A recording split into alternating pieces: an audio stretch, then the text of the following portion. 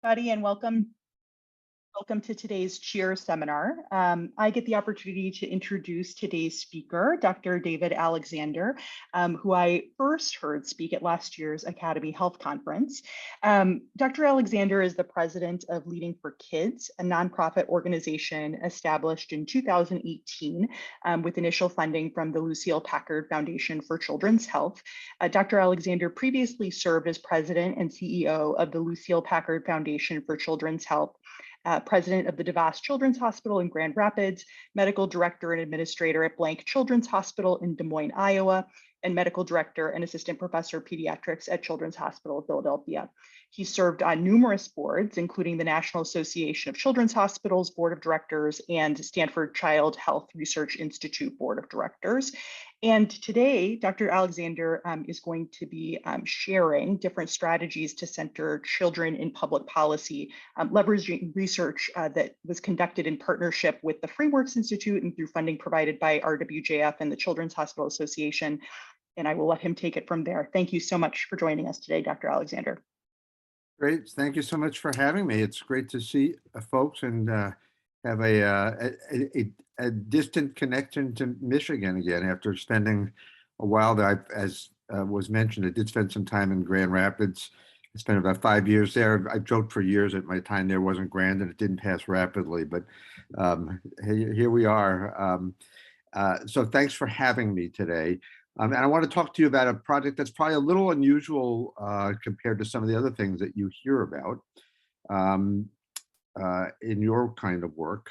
And I'm going to start it by telling you a little bit about my personal story to getting here. So I'm a pediatrician. As you heard, I've been in the child health space for more than 40 years now, which is kind of horrifying for me to think about, but true. And I've been a clinician, an academic pediatrician. I've been a children's hospital CEO. I've run a children's health foundation. And I've been struck for the last, 35, 40 years at this real interesting dichotomy. On the one hand, if you look at health as narrowly defined, we have made incredible progress just during the time of my career. If you look at the second most common reason I admitted children to the hospital during my residency were invasive infections with Haemophilus influenza. And most pediatric residents today have not seen it at all. So when I was a resident, it was very, very unusual to see an adolescent with cystic fibrosis. And today there are more adults with cystic fibrosis than there are children. And in fact, the Make-A-Wish Foundation just took cystic fibrosis off its list of conditions that they'll grant wishes for, which is great. So we've made this incredible progress on the narrowly defined things that we used to call health. But if you look at the more broad definition of health and well-being and the metrics that make that up, if you look at poverty, if you look at educational attainment, if you look at sort of standard of living for kids, we haven't really moved the needle at all on any of those metrics, comparing ourselves to ourselves in the United States and comparing ourselves to the rest of the developed world. If you just look at, if you can pick your favorite comparison list, whether it's from UNICEF or US News and World Report or Save the Children, and look at the United States compared to the countries that we'd like to consider our peers, we don't do very well on any of those comparisons. And I've been sort of struggling for a long time with this question of why. Why is it that we seem to struggle with this as much as we do? And it's not that we don't know how to fix the many problems that plague American kids. We know, that there are solutions to poverty and to hunger and to education and to housing. And we know that there are solutions to all these things. And there's no shortage of great organizations out there, great nonprofit do-gooder organizations that have great solutions to these problems. So what is it about us that keeps us from doing the things that we all know would make things better for kids? And that's culture, right? That what is it about us and our culture that keeps us from making progress? So about almost 5 years ago, I went to the board of my then employer, the Lucille Packard Foundation for Children's Health. And I said I was, getting closer to retirement age, but not ready to retire. And I had this one more thing I wanted to try to get at.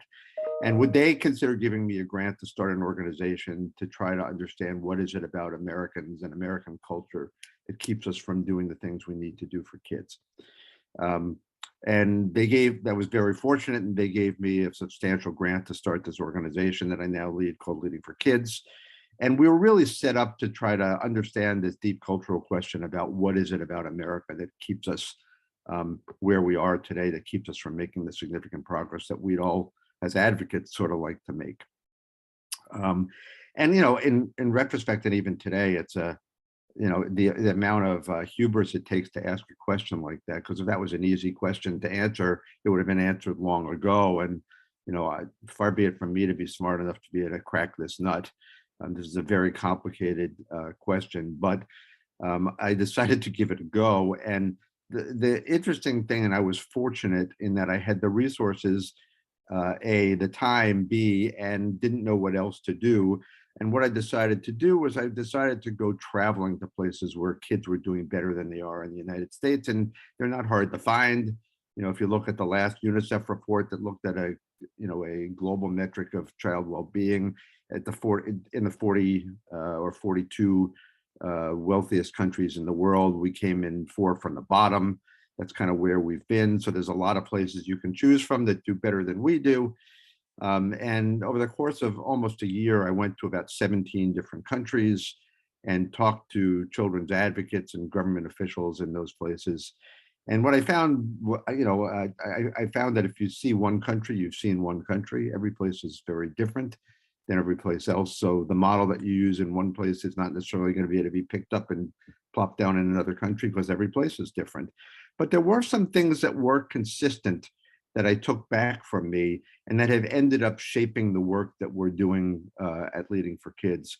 And there are kind of 3 overarching themes that are shaping our work, one of which is taking most of our work, and it's what I'm going to talk about mostly today. And the 3 things, just to be brief about it, are in no order of importance. Is if you go to any country where kids do better than they do here, there are people who go to work every day at all levels of government whose job it is to think about how kids are doing. Now, those jobs they're called different things, they're structured differently. In some places there's a children's minister, in some places there's a commissioner, in some places there are an ombudsman. At the local level, there are people like that, but we don't do that here in this country. So that was difference number 1. And we have done some work trying to develop some interest in government structures to focus on children. As you probably know, our federal government, had something called the Children's Bureau that was established more than 100 years ago. It is now a little office in HHS, and it is really the only permanent government structure in the United States federal government that looks at kids. There's a Department of Education that one could argue about its effectiveness. There has not been a congressional committee to look at children or children's issue for quite a long time. There was an ad hoc committee early in the 2000s that got together for a couple of years and disbanded, but it's just not something we do. The second thing that was different there, and maybe starting to change here, is that youth were much more activated in advocating on their own behalf. And we in the United States a few years ago all became kind of transfixed by watching the kids from Parkland High School start to advocate on gun safety. You're seeing this sort of activity all over the country now. You're seeing that happening in Tennessee. This week, the youth are really using their voices in ways that seem unusual to us, but are much more common in places where kids are doing well. And then the third thing that I noticed was the way advocates talked about their work.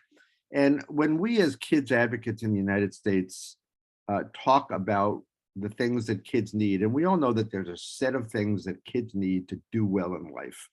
They need to be in a stable, loving family, and they need to have, a home, and they need to not be hungry, and they need to have health care, and they need to have a good school. it's sort of mom and apple pie. And when we as advocates in the United States talk about the why of those things, why should kids get those things? There's a number of different ways that we tend to talk about that. We tend to say that so we use a moral argument. We should do those things because it's the right thing to do. We use a future argument. Kids are our future. It's a good investment. We should invest in children. It's a good value to invest in children. So that's another argument that we use as children's advocates in the United States. And then we use a vulnerability argument that kids are vulnerable, that we need to stand up for them. They're at risk. We need to defend them. So those are the kind of the three things that we as advocates in the United States tend to talk about. And that those things probably resonate with you. They resonate with me. That's what brought me to the party. That's the language that I've always used to talk about why we do the things that we do. And in Europe, I was struck, and I was mostly in Europe, not entirely in Europe, but I was struck that children's advocates believe all those things that we believe in terms of vulnerability and future and all of that stuff. The European advocates believe all that, but that's not the way they speak. When European advocates talk about why kids should get the things that they get, they use a completely different argument, and they use the argument that children should get those things because they have the right to them. So they use a rights argument. In most of the rest of the world, where kids are doing better than they are here anyway, they use a rights argument to describe why kids should get the things. Now, child rights is something, and I'm a pediatrician. I've been around this space for a long time. And although child rights have been in existence for more than 30 years, in fact, there is a document called the United Nations Convention on the Rights of the Child that was enacted more than 30 years ago and is now the most widely adopted international rights pact in the world. We are proud residents, or maybe not proud residents, but we are residents of the only country in the world that hasn't ratified that document. I came back initially thinking what we needed to do was to do child rights in America. We just needed to get people, to think about child rights, and then we'd be like Europe and everything would be okay. And little did I know that there have been people across the country, advocates who've been working to try to get child rights done in the United States since the UN Convention was adopted 32 years ago. In fact, the UN Convention was largely written by Americans, but we haven't been able to get it signed or ratified, despite the fact that mostly Americans wrote that document during the first Bush administration. And it hasn't happened during Democratic administrations, Republican administrations. It just hasn't happened. And so I was struck that that was the case. And rather than focus on getting the convention ratified, because ratifying the convention in a culture that wasn't ready for it won't do anything. And that's the good evidence of that, is that there are some places where things are terrible for kids that have ratified the convention. Syria has ratified the UN Convention on the Rights of the Child, and they don't have any problem bombing their children every other Tuesday. So just ratifying the convention doesn't really get us anywhere. And the more interesting question for me was maybe to think about why this is so hard for us. Why haven't we done it? What is it about us that keeps us from ratifying the UN Convention? That's a somewhat separate question, which I can talk about later if you're interested in, a pretty complicated one. But armed with that set of new information and that question, I stumbled into a meeting in Washington, D.C. About 3.5 years ago, and met my partner in crime on this, a guy named Nat Kendall Taylor. And Nat, if you don't know him or of him, is the president of this organization that was mentioned, that Carolyn mentioned before, called the Frameworks Institute. And the Frameworks Institute has been around for 25 plus years, and they're a nonprofit think tank in Washington, D.C. They are all social scientists. Nat calls himself a psychological anthropologist, which is a really cool term, but that's what they call themselves. What the work that they do is looking at culture to understand how culture and advocacy works around a variety of issues, mostly what would be called kind of progressive issues. And the thing that Frameworks is best known for is they started work about 25 years ago with a guy named Jack Schoenkoff, who's runs the Child Development Center at Harvard, to get people to think more constructively about early childhood. And the premise of all of Framework's work is that when there is a social issue that advocates are wanting to change, that advocates tend to use language or framing that resonates with them themselves, but doesn't necessarily resonate or make their point well with the audience they're trying to reach, in most cases, the general public. So those active choices around how we describe an issue that we care about, that's called framing. And there's lots of ways you can use that word framing, but the way I'm going to use it during this conversation is that way, the active choices that we make when we describe an issue that matters to us. So a concrete example of framing, framing an issue is if you look at January 6th, what happened on January 6th, 2 years ago, and you turn on MSNBC, it will be described as an insurrection. And if you turn on Fox News, it will be described as a bunch of patriots who are protesting an unfair election. So those are two ways to frame the same thing. Those are two ways to choose language actively to get a point across. And what Frameworks has shown over a number of years is just the fact that advocates tend to use framing language that resonates with us, but doesn't necessarily resonate with the public. So the approach that Frameworks takes at getting at this, and obviously the goal is, if you want to advocate more effectively, if you want your work to have impact, and you guys who are doing child health policy research, obviously the end game for all of this is to get people who can take your findings and turn it into policy that's going to positively impact the lives of kids. You need to be able to talk about this in a way that people understand. And so the approach that Frameworks has taken over 25 years of work is the following. They first of all think that if you're going to move the public's understanding of an issue, you have to understand the deep cultural mindsets that our culture has around an issue. Now, what's a mindset? Mindset's the other term other than framing that I'll use pretty liberally today. So let me take a second and describe what a mindset is.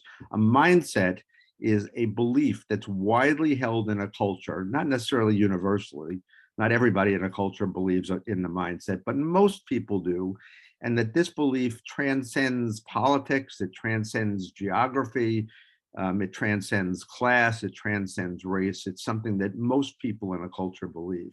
So a good example of a mindset in America is what we call the American dream. This notion that, anything is possible if you try hard enough in America. That's a belief that most Americans hold, regardless of their politics, where they live. This is just something that is embedded in our culture. Frameworks would say that American culture in general is defined by three sort of core, what Nat calls isms. One is called individualism, which is kind of the American dream, this notion that the individual has ultimate control over their fate. The second ism that Nat talks about is otherism. On virtually any issue in America, there's an us and a them. It doesn't kind of matter what it is, but on virtually any issue, that's us. And the third ism he calls fatalism. And that's that Americans believe that the world is a pretty complicated place. And we would rather focus on working on things that we think we can fix, rather than focusing on all of these myriad of problems that are out there that many of us feel we can't do anything about. So that's what a mindset is. And what Frameworks tends to do on whatever issue they're working on, whether it's early childhood, whether it's the work they released last week, if you haven't seen it, talking about how we can better talk about immunizations. That's work they did with the American Academy of Pediatrics. Whether it's work they did on how do we talk about adolescence and adolescent mental health, which they released last year,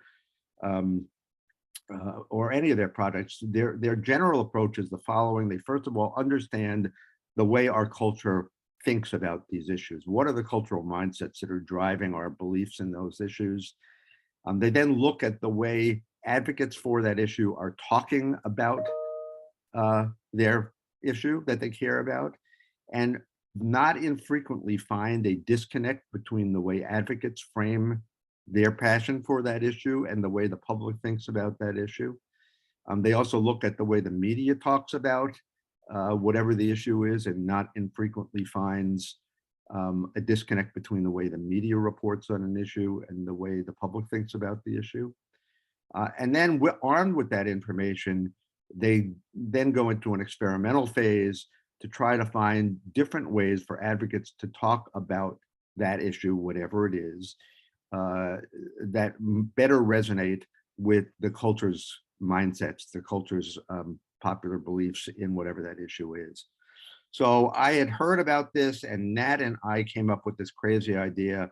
Although Frameworks has done quite a number of projects looking at a variety of issues in children's health and well-being, they haven't looked at children overall. And we were fortunate enough to take this project to the Robert Wood Johnson Foundation and ask them to fund what was then an 18-month project to look at this issue using a very typical Frameworks approach. And we are now in year 3 of that 18-month project, which tells you kind of the state of the world over the past little while.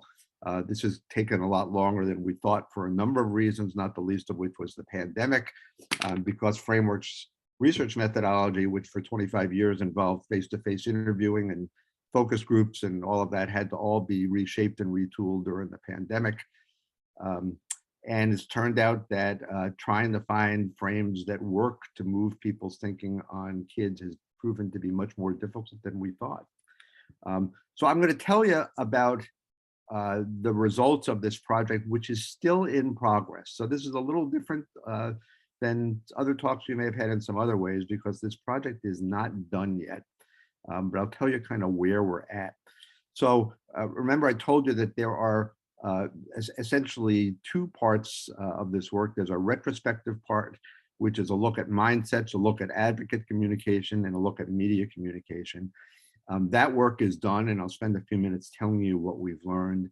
And there's a prospective part, which is looking at how can we arm advocates with framing messages that work better for their communications going forward. And then, the interesting thing is, you are each working in an area of child health and well-being that you're passionate about. How can you think about the way you're currently talking about your favorite issues in ways that might resonate more with the people that you're trying to communicate those issues with? So let's talk about mindsets. And I will tell you, and I'll make this available to Carolyn to share with you if you want, there are 3 fairly lengthy, Frameworks calls them issue briefs, which I find pretty funny because they're not brief. They're 3 papers, one on mindsets, one on advocacy communication, and one on media communication, that are available on our website, and I'll make sure that you guys have access to them. But what did we learn about mindsets in America? What do Americans actually think about kids? And that's a long report, but I'm going to give you 3 highlights, the 3 most important things from that report. Number 1, Americans think about children's issues very narrowly. So when I talked about the things that drive child health and well-being, I talked about a lot of issues. I talked about hunger and I talked about poverty. But Americans, if you ask the average American what's a kid's issue, they think about kids' issues very narrowly. And the issues that they think about are almost all issues that relate to their care and dependency. So they think about childcare as a kid's issue.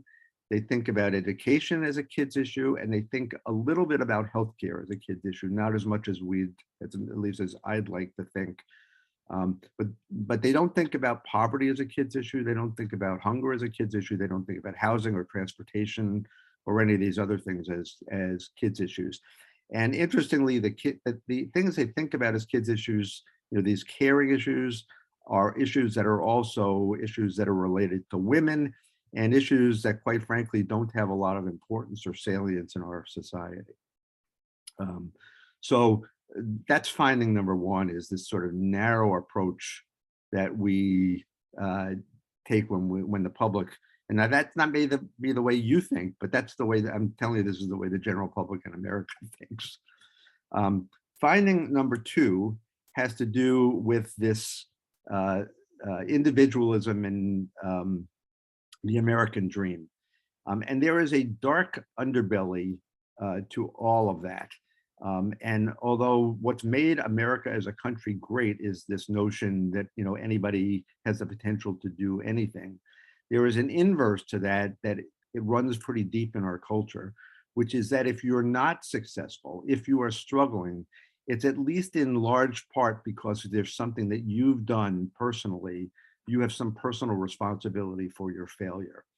And people don't talk about this openly, but there is a widely held belief that if you are struggling or your family is struggling, it's because you might not deserve to do as well as we might like to think. So this notion about deservingness runs deep in our culture. And it's not something that's on the tip of people's tongues because people don't want to talk about it because it doesn't cast them in the best light, but it is something that shapes the way we think about our social programming. And I'll come back to that later.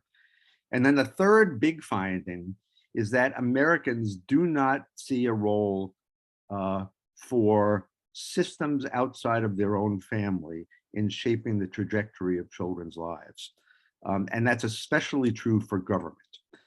So the majority of Americans do not see much of a role for government in the lives of children. And that's very different in places where kids are doing better. And that government involvement looks very different in each country. But it was shocking to me when I was traveling that if you go to a country where kids are doing better than they are here, whether that's Finland or whether that's Latvia, people look at the government's role in kids' lives the same way that we look at our government's role in the national defense. They just look at it as a core part of government. It's an expectation that the government's going to be there in ways that would seem foreign to us. But it's an expectation that it's a core set of services. And that is very far from us. Now,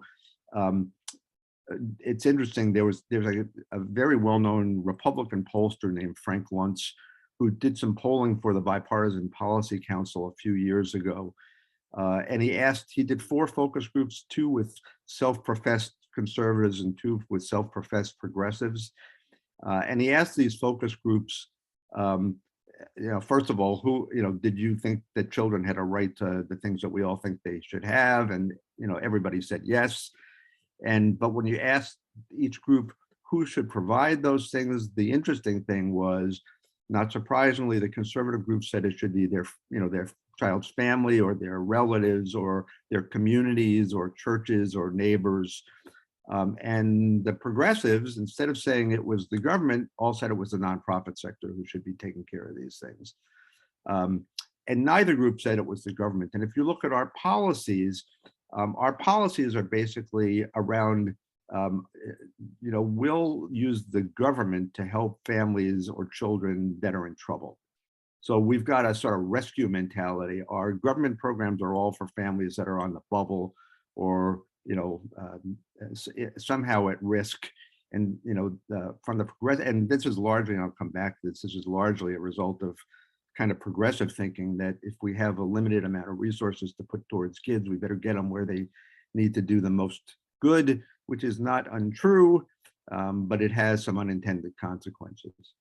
So that's what we've found very broadly about the way Americans think about kids. I should pause for a second. I've been yapping at you for a while. Does anybody have any questions that they wanted to ask before I move on to the way advocates talk? Anybody have anything they wanted to ask about? Stunned silence. Okay. Well, I'll keep going. And if you have questions, you can see if you can catch my attention, and I'll try to take your questions. So, not surprisingly, as it has been in the case of virtually every field that Frameworks has looked at, if you study advocate communications around kids' issues, it is done largely without an understanding of the way the public thinks about the issues that they're trying to impact. And there's a fairly long a fairly long report on the way advocates talk about kids, but I'll talk about two of the big findings. Number one, advocates tend to use terms that we understand, but that the public does not understand. And I'll give you two examples that are all over the children's advocacy issue that we use, and I'll include myself in this all the time, that the public does not understand. One is well-being. So the term well-being is, very poorly understood by the public. We all like to use it as sort of this word that's a buzzword in our field for a broader definition of health, well-being, but the public does not understand that term. And the second, which really came to play during the early part of our work in the summer of 2000, is equity. And the term equity is all over our literature and all over the literature of other fields. And we use it all the time, and that's a good thing, but the public does not understand it. And during the time we were doing this work, we actually looked at this, and the most commonly held definition of the term equity in the public was some sort of a financial instrument related to your home. So, and the teachings from the other frameworks projects over the last 25 years, that it's not that advocates should stop using these terms, because they're really good terms. But if we're going to use terms like this, we need to define them. We need to not assume that our audience understands the term, because if you don't define a term that you use in your advocacy for your work, the public will define it for you. So it's really important to make sure that if you're going to use a term, whether it's a technical term that's related to your individual work, or one of these generic terms that sort of crept into our common parlance, we need to make sure that we define it.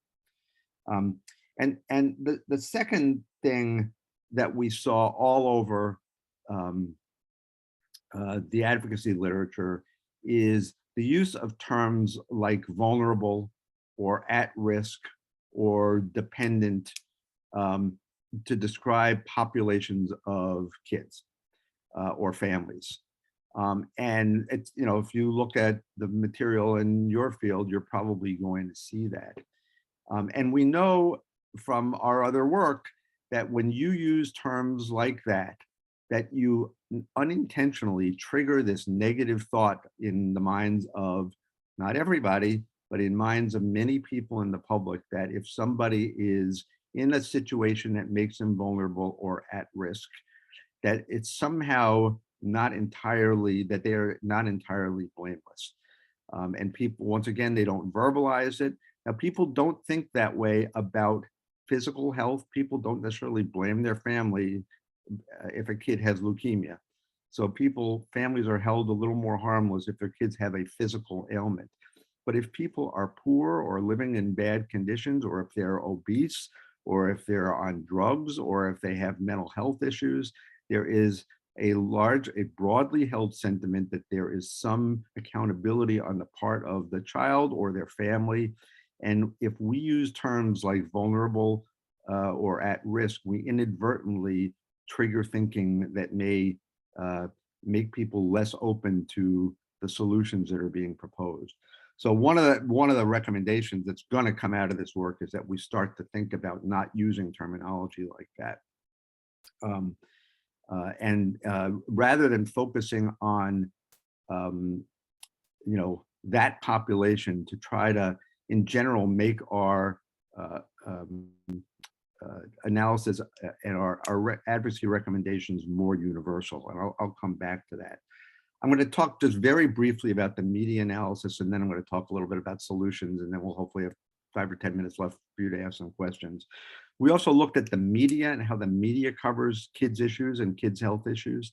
And not surprisingly, the media is also presenting its material in a way that's in conflict with the way the public thinks about it. The media, while the public doesn't want government in kids' lives, the media largely holds government responsible for child well-being. And one of the constant narratives in the media is to hold the government accountable for to talk about all the ways that the government is failing children. That's a pretty constant narrative in the media. And that bumps up against our cultural mindsets in 2 ways. Number one, people don't want the government in their kids' lives, so who cares? And number two, remember that fatalism I talked about. People don't want to get told that things are bad because they don't feel like they want to deal with problems that are bad anyway, and it doesn't really get people excited about fixing things. And the media also loves to talk about this vulnerability frame. They love to use this conversation about vulnerable populations.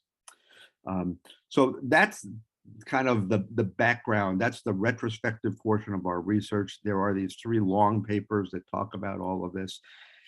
So then we go into the field, and we started this work about a year ago, and it is not done yet, to try to find ways, how can we as advocates talk about these issues in ways that move the public in more constructive ways of thinking. And our dependent variable in all of this, when we're trying to think about ways to talk to the public, the 2 things that we're trying to test for are, number one, if we use a different framing methodology, can we improve our sense of collective responsibility for all children? So we have baseline measures on people's baseline measure of how responsible do they feel for the health, not only of their own children, because Americans care very deeply about their own children. It's how deeply do they care about other people's children? That's the issue. So we're looking at, do these new messages make people feel more of a sense of collective responsibility for other children? Do new frames change our sense of collective efficacy for other people's children? Do we have a sense that we can, by working together, actually make things better for other people's children? And then the third variable is what I'd call, and I hate this term, but it's the term that we use, the salience of children's issues. So salience, the way we're using it here, and it's, you can use that word a number of different ways. But salience of an issue is kind of, not only is it important, but is it important compared to other things that are important, and does it spur people to action? So I have a friend named Bruce Leslie who runs an organization called First Focus in DC, and they hired a very fancy Democratic pollster named Celinda Lake to poll the general public on 40 different kids programs. And not surprisingly, 95+% of the public thought that all 40 of the programs were great. And so they go out there and say, look, the general public loves all these programs. You should fund them to every legislative person in Congress. We asked the same question in a different way. We didn't ask about all 40 of the programs, but we asked about 10 of them. The question that we asked is, how important is a candidate's position on X, Y, or Z to your willingness to support them, or how important is their track record on X, Y, or Z issue on your ability to support them on a 1 to 5 scale? And there wasn't a single program that scored higher than a 3.2. And so that's what we describe as salience. So it's easy for people to say that an issue, a program, they think the children's health insurance program is important or Medicaid is important, but does it actually, is it something that defines their vote? And, if you talk about a lot of what's happening right now with gun safety is, I think, a reflection of that. It's a very important issue to a lot of people, but it hasn't yet, and I think that's changing, risen to the level of salience that we need to actually trigger action. So we're looking at, those are our dependent variables. When we first started this work, I would have said that what we needed to do was to come up with new framing that changed the cultural mindsets that are currently standing in the way of our making progress, that allowed people to start to think about a constructive role of government in the lives of kids, that allowed people to think about children's issues more broadly, and allowed people to start realizing that there was not the responsibility for everybody's problems that they put on the family. And that is still a goal of this work, but we have come to realize over the past 3 years that changing cultural mindsets is a generation's worth of work. And you can do it. There's ample evidence that cultural mindsets can change. When I went to college 40 years ago, I didn't know anybody who was gay. That's not true. I did know people who were gay, but I did not know anybody who was out. It's hard to believe that, but 40 years ago, that was the case at a prestigious liberal arts university. And if you go to that university today, people think about their sexual orientation the way they do their handedness. And that's a change in mindset, and that didn't happen by accident. That happened because advocates worked really hard over a couple of generations to make sure that that happened. So we have work going on to try to do that, but we also have an intermediate set of work that's going on right now. While we have the cultural mindsets that we have today, how do we put out our messaging? How do we communicate to the public about the issues that we care about in ways that recognize where the culture is at today and don't bump up against these cultural mindsets? So I'm going to give you one example of that, and then I'm going to give you a couple of minutes to ask questions. So the best example I can think about now about how our current advocacy has failed us is around the child tax credit.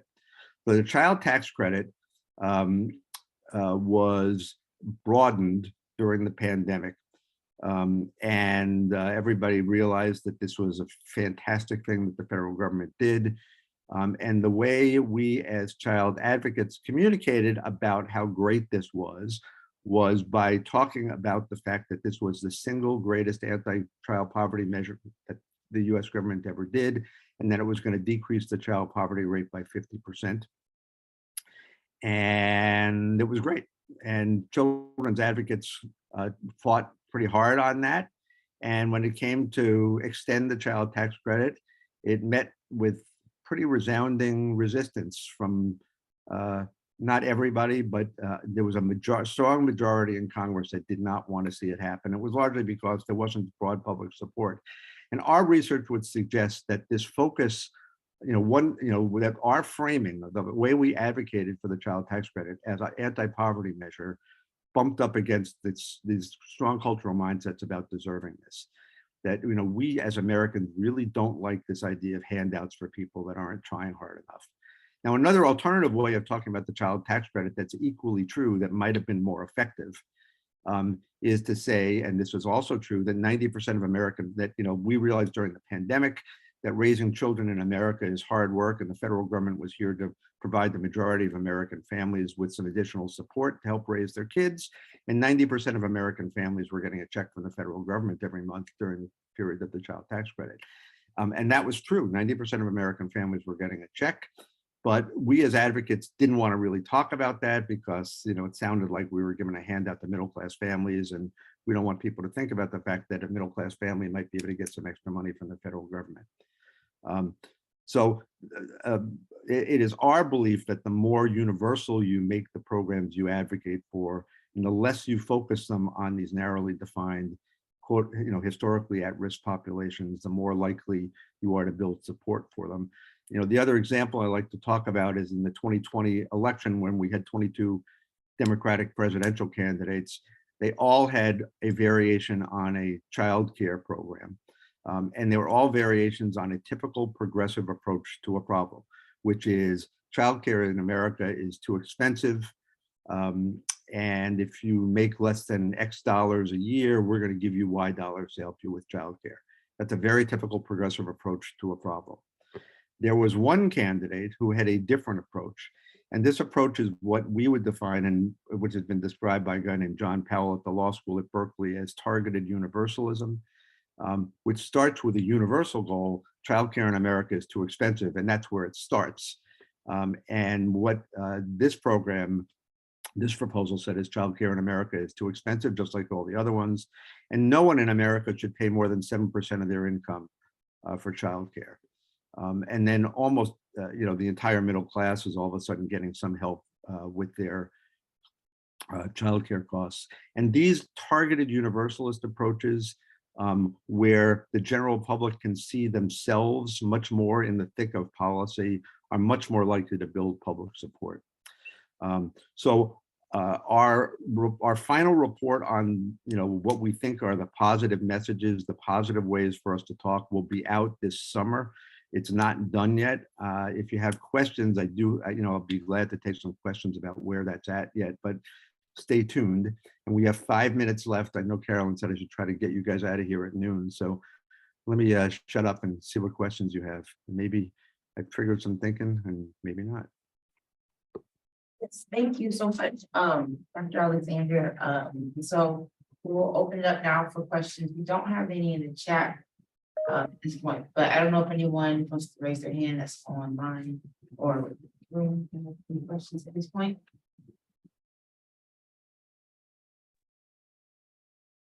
Dr. Alexander, this is David Sandberg. Thank you very much for your presentation. I found it optimistic to think that communication can sort of move the dial. However, you know, as you pointed out, you've been around the block several times. Me too. And I sense that there have to be more levers than communication. And I do see that money is a driving force in American society, and fear of losing money is even worse than making money.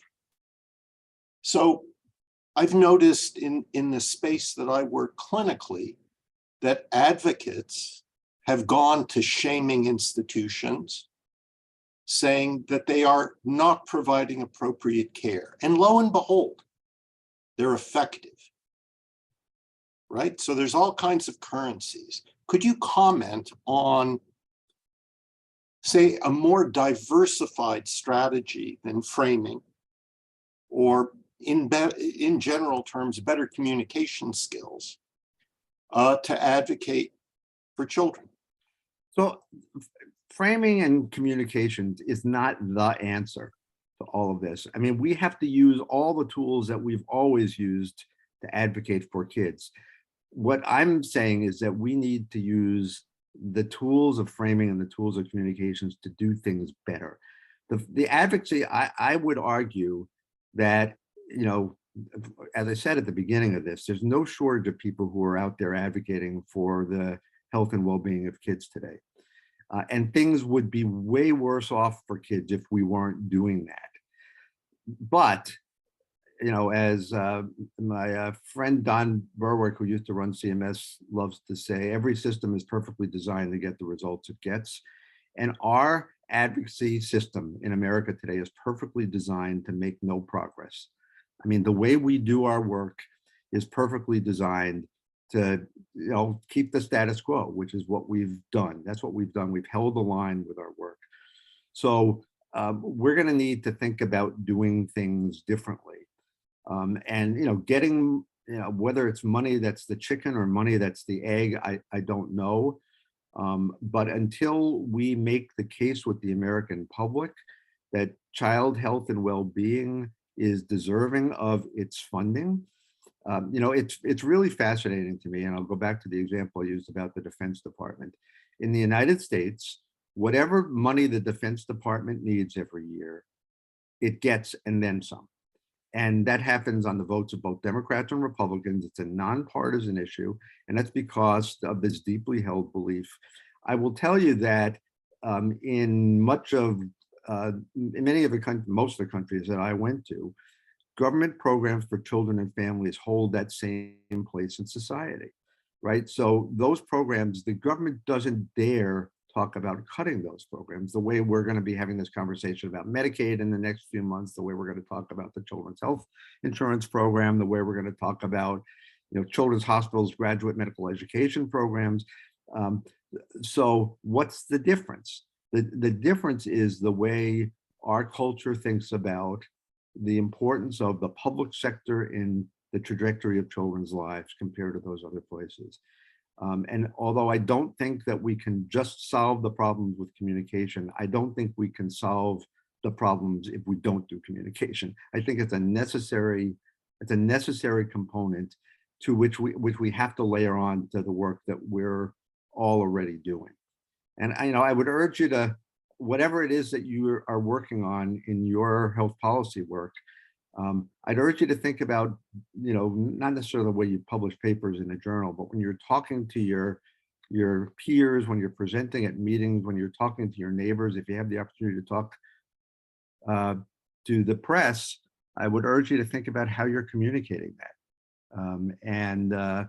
You know, think about the way that might be received by the public, and think about how you can generalize your findings to the general public, how you can make sure that you're not giving people the opportunity to cast blame on the intended beneficiaries of your work, and to not talk about vulnerable at-risk populations.